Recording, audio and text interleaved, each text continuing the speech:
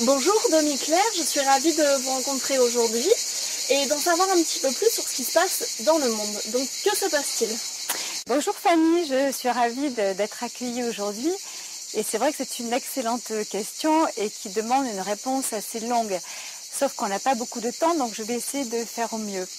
C'est vrai que nous traversons une période planétaire et on va dire solaire colossale qui n'a jamais été expérimentée par la planète.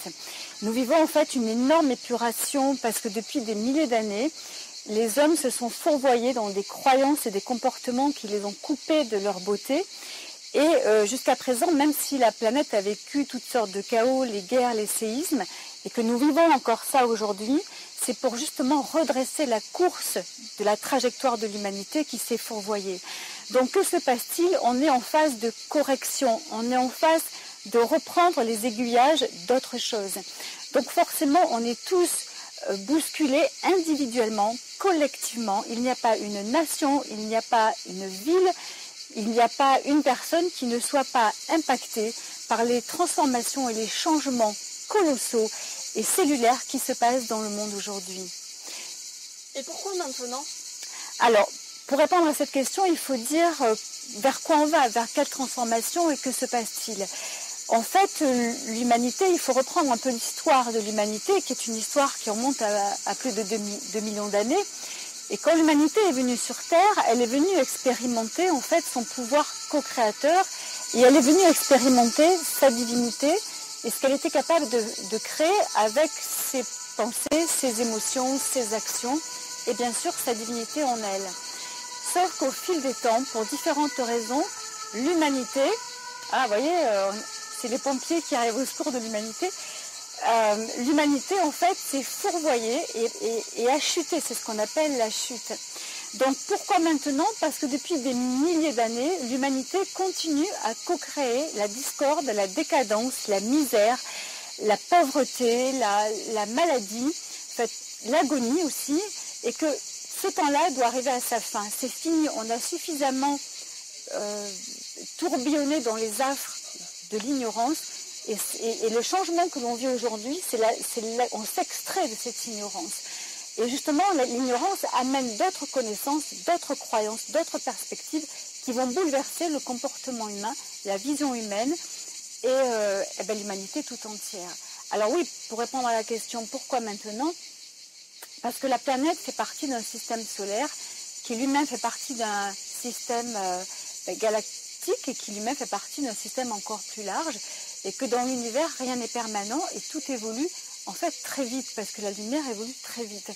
Donc maintenant, parce que le système solaire évoluant en termes de vibration, la planète doit évoluer avec et les habitants aussi. Donc étant donné qu'on a des vibrations assez basses par rapport au reste du système solaire, il faut que l'humanité, je n'aime pas dire il faut, mais je crois qu'elle n'a pas le choix, l'humanité doit se rehausser au niveau vibratoire du système solaire. Et c'est maintenant parce que sinon, elle ne va pas le faire. Donc, on a suffisamment perpétré l'horreur, perpétré la souffrance, et ça doit prendre fin parce qu'on doit retrouver absolument l'être que nous sommes. On doit comprendre qui est l'humain, comment fonctionne l'humain, et que finalement l'humain fonctionne avec sa divinité. Et donc, même au niveau de l'astrologie, on sait qu'on passe par des cycles. Ce sont des cycles de 2000 ans, puisqu'on parle de l'ère du Poisson, de l'ère du Verseau. Et ces cycles de 2000 ans apportent à chaque fois à l'humanité une initiation, une information, des encodages, des décodages, et qui font qu'à chaque fois, ces cycles doivent amener l'humanité à une autre prise de conscience, à un autre aspect de l'univers. Et donc là, on rentre dans ce qu'on appelle l'ère du Verseau. Alors, on ne peut pas expliquer tout ça, et je crois qu'il y a des vidéos où je l'explique aussi. Et cette ère du Verseau est associée vraiment à la liberté. Et cette liberté, c'est vraiment le fait que l'individu aujourd'hui doit retrouver sa souveraineté, la sienne, et ne plus mettre son pouvoir au monde extérieur. L'humanité, en fait, a absolument remis son pouvoir et ses aptitudes et ses capacités à tout ce qui l'entoure. En fait, il est trop attentif à ce qui se passe au monde extérieur sans vraiment introspecter ce qui se passe dans son monde intérieur. Et dans son monde intérieur, il est souverain. Dans son monde intérieur, il est président, il est roi, il est prince, il est princesse. Et c'est ce que l'homme doit retrouver. Et on est absolument sollicité aujourd'hui. Alors, par qui? Par le cosmos, par nous-mêmes, par nos présences divines, pour que justement on retrouve nos aptitudes divines qui sont absolument puissantes, colossales, immenses, universelles et infinies. Et on est dans cette période-là. Et c'est pour ça que tout le monde est bousculé, parce que c'est maintenant. Et quel est le rapport avec la flamme violette? Alors c'est une bonne question, merci de la poser. Donc pourquoi, quel est le rapport avec la flamme violette?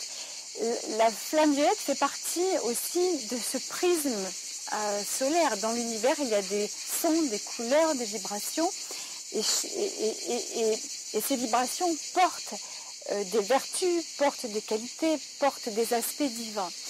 Et quand je parlais de l'ère du Verseau, ça veut dire qu'on est rentré depuis, on va dire, vraiment 2012, on est rentré dans vraiment les fréquences de l'ère du Verseau. Et cette ère du Verseau, elle fait partie du prisme solaire dont la couleur est violette. Et dans tous les aspects violets, ça peut passer du parme le plus doux à l'améthyste le plus profond. Donc la flamme violette, elle va initialiser nos cellules, notre ADN, pour que justement on retrouve cette sensation de liberté. Mais être libre, c'est pas faire ce que l'on veut.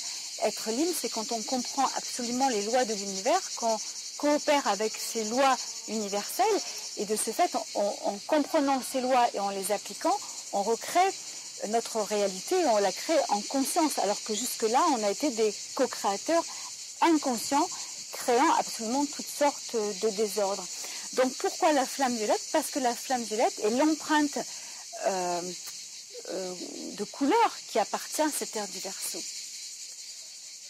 Et vous parlez aussi souvent de la présence « je suis ». Mais en quoi est-elle essentielle?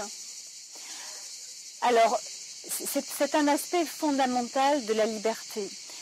Quand je vous parlais tout à l'heure d'il y a plus de 2 millions d'années que l'humanité est venue sur Terre, quand l'humanité est venue expérimenter la matière et est venue expérimenter les 4 éléments, elle est venue dans la totale conscience de son pouvoir divin et donc de sa divinité, qu'on appelle communément dans le monde entier la présence « je suis ».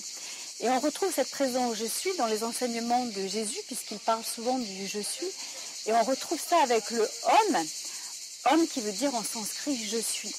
Donc en quoi la présence « je suis » joue un rôle colossal? Parce qu'on s'est totalement coupé de sa source divine, individuellement et collectivement. Et on ne peut pas évoluer, on ne peut pas transformer ce monde si on ne comprend pas que l'essence même de notre vie est mue par cette divinité. Et si je peux penser aujourd'hui, si je peux bouger, si je peux marcher, si je peux digérer, si je peux rêver, si je peux co-créer, c'est parce que je suis reliée à cette présence divine. Et cette présence divine, elle sait tout de nous. C'est pour ça qu'on dit elle est omnisciente, omniprésente, omnipotente, elle est suprême, elle est unique. Et cette présence je suis, c'est elle qui possède aujourd'hui toutes les solutions et qui quelque part, et même pas quelque part, gère totalement l'inconscient. Or on sait que l'inconscient, c'est 80% de ce que nous sommes. Si moi je n'ai pas consciemment accès à cet inconscient qui est à la fois émotionnel, qui est un inconscient de mémoire, qui est un inconscient même de structure de pensée, en revanche, ma présence divine a absolument accès à tout ce que je suis et c'est elle qui justement crée les événements, les circonstances, les rencontres qui permettent justement de s'ouvrir à cette potentialité divine et de revivre justement cette liberté qui a toujours été la nôtre. Donc la présence je suis, c'est la clé de cette ère du Verseau. Alors on parle beaucoup de la flamme violette par rapport à cette ère de 2000 ans qui se présente, mais avant tout, c'est se réunir à cette connexion divine qui est la nôtre, elle-même reliée aux connexions divines du cosmos, du système solaire. C'est une interconnexion universelle, mais qui est absolument magique. Et quel est le lien entre justement cette présence je suis et les 12 flammes sacrées? Alors, vous avez de bonnes questions, Fanny. La présence, c'est comme une matrice.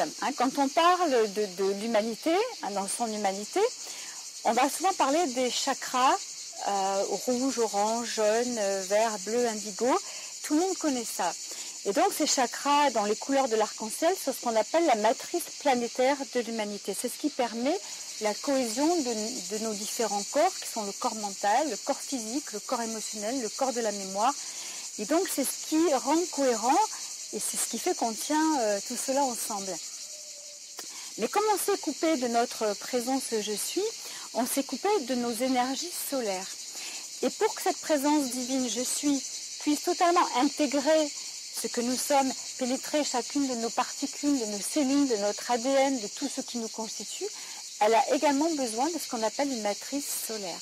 Donc on a en nous, c'est ce que les scientifiques appellent aujourd'hui le TOR, T-O-R, on a non seulement une matrice planétaire, mais on a également une matrice solaire. Et cette matrice solaire, elle porte en elle les 12 flammes sacrées. Elles sont au nombre de 12. Et l'intérêt des 12 flammes sacrées, c'est pas forcément d'en connaître les couleurs, d'en connaître éventuellement les maîtres associés qui travaillent avec ces énergies-là. Ces flammes sacrées, ces 12 flammes, portent des vertus particulières. Et pour que nous puissions réintégrer pleinement et complètement notre présent je suis, nous devons exprimer ces vertus-là. Et il y a plusieurs vertus, donc on retrouve la pureté, l'amour, l'abondance fait partie de ces vertus solaires, comme la paix. Donc on va devoir explorer ce que ces 12 flammes sacrées nous soufflent en termes de qualité comportementale. Et si je n'ai pas intégré une de ces qualités comportementales, je serai sollicitée par ma présence je suis pour travailler, corriger et intégrer absolument ces aspects, ces vertus dont la présence je suis a besoin pour complètement intégrer, vivre cette investiture qu'elle attend depuis longtemps. Est-ce que c'est clair, Fanny? Et justement, quand va-t-on voir ces changements? Alors on peut dire qu'on les voit déjà. Le problème, c'est que les changements que l'on perçoit aujourd'hui sont plutôt des changements douloureux. On va retrouver déjà en termes de planétaire, on voit bien qu'il n'y a plus rien qui tient vraiment debout. C'est-à-dire que les matrices politiques n'ont plus de force, n'ont plus de puissance, puisqu'elles sont sous le joug de forces pas toujours lumineuses. On s'aperçoit que le monde médical aussi vacille, toutes ces matrices commencent à s'effondrer. On voit bien qu'on n'est plus dans les mêmes repères qu'il y a une cinquantaine d'années. Donc, quand est-ce que le changement va avoir lieu?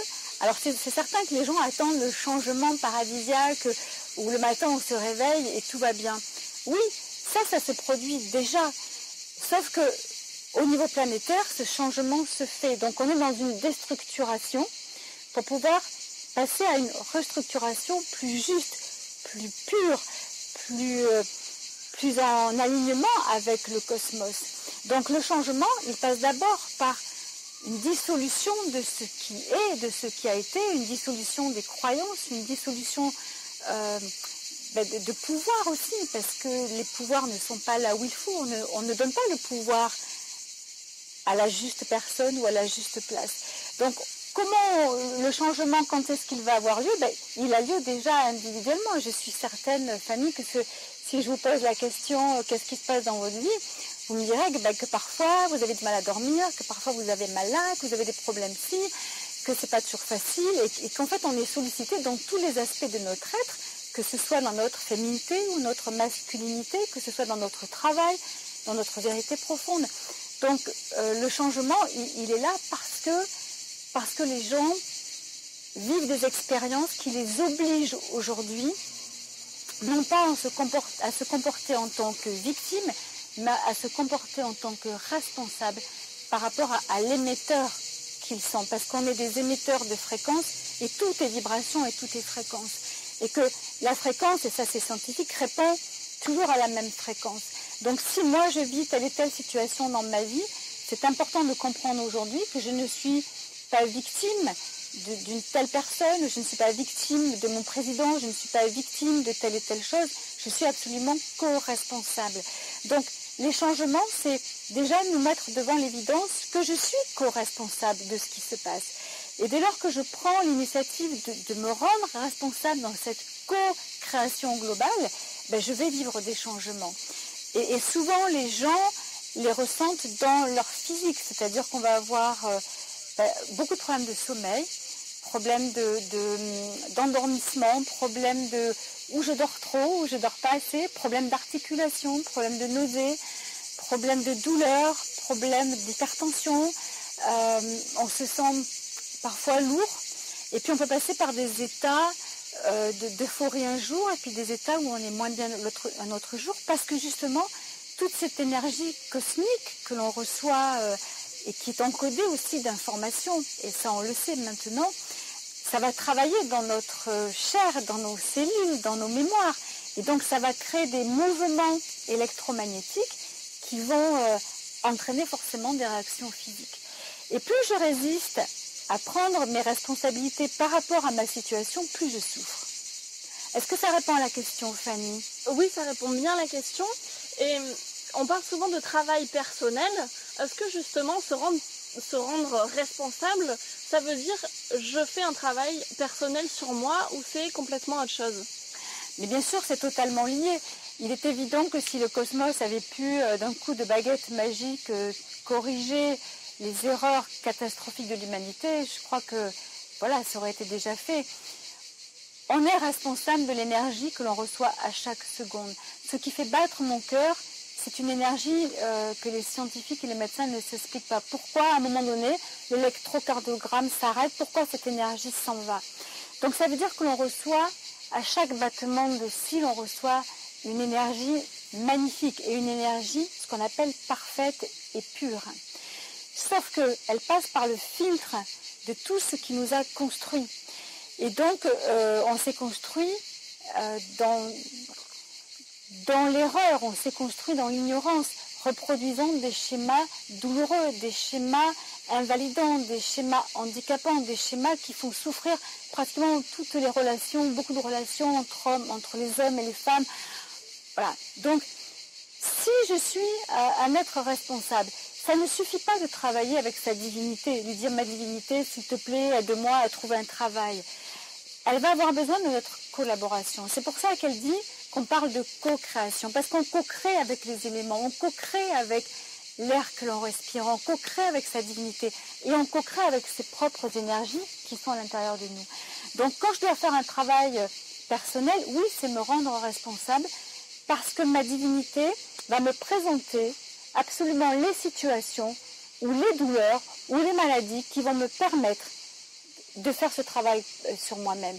Alors on va travailler sur l'enfance, on parle souvent de l'enfant intérieur.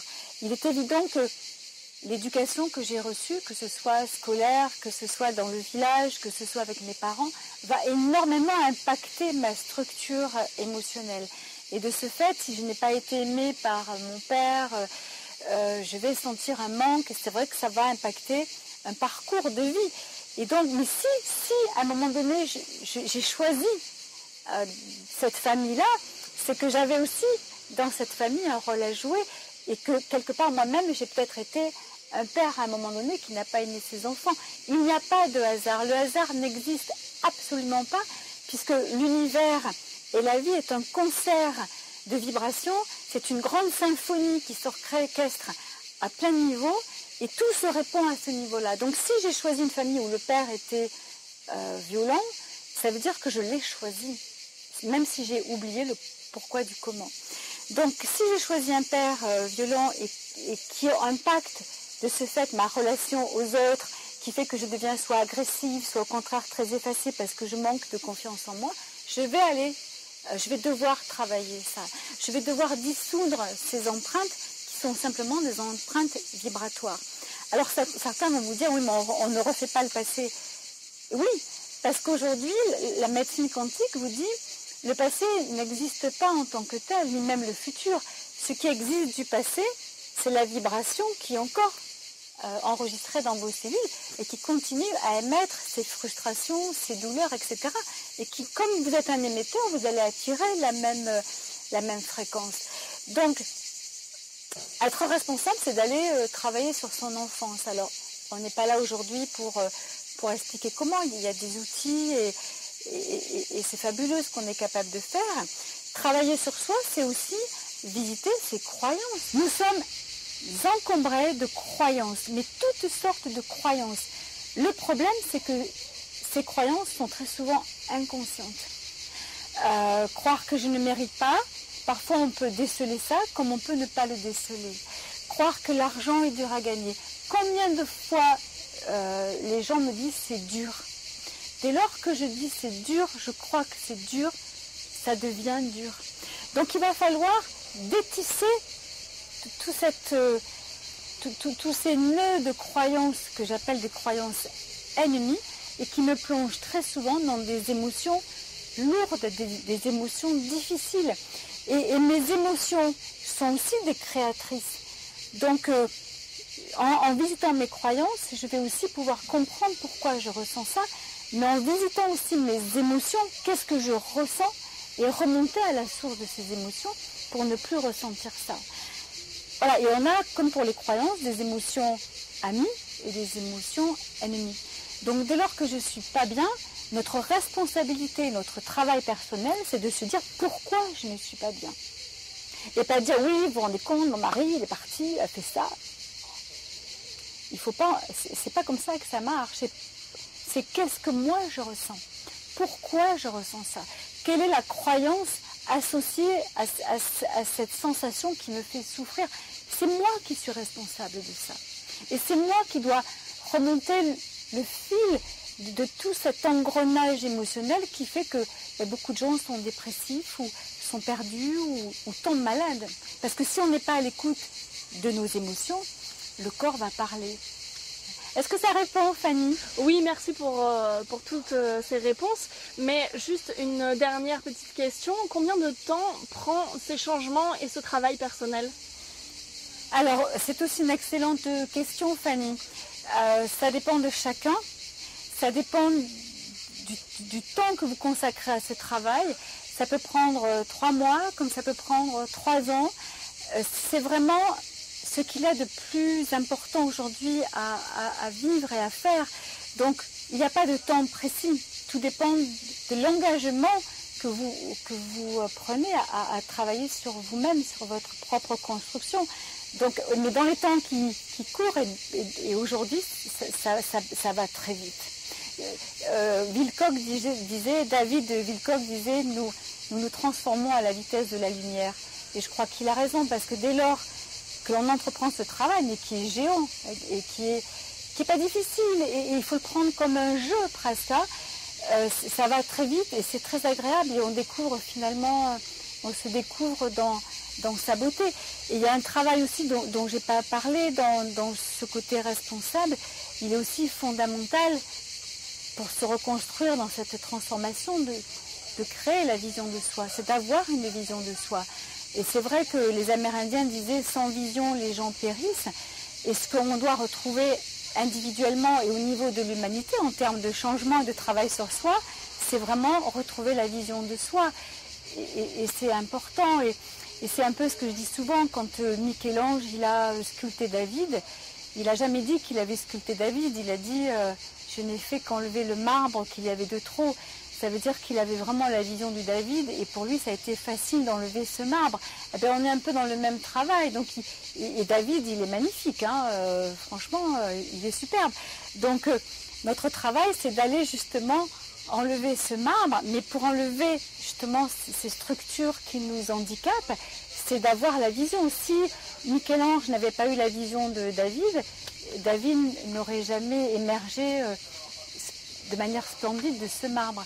Donc ça aussi, c'était important dans le travail personnel, de se redéfinir soi-même et de ne plus être défini par les autres, par la société. Et c'est souvent, on se définit sans même s'en rendre compte. Donc on va s'adapter à ce qu'on attend de nous, en pensant même que c'est bien, mais on se perd, on s'est vraiment égaré. Et justement, que se passe-t-il en ce moment? Pour conclure presque, c'est de se dire je me suis égarée pendant des vies et des vies et des vies, et le temps de l'égarement est terminé. On est vraiment dans le temps du nettoyage, on dépose, on enlève le marbre, et on va aller vers cette splendeur que nous sommes, et que nous sommes tous Fanny. Voilà, merci Fanny. Merci à vous. À bientôt. À bientôt.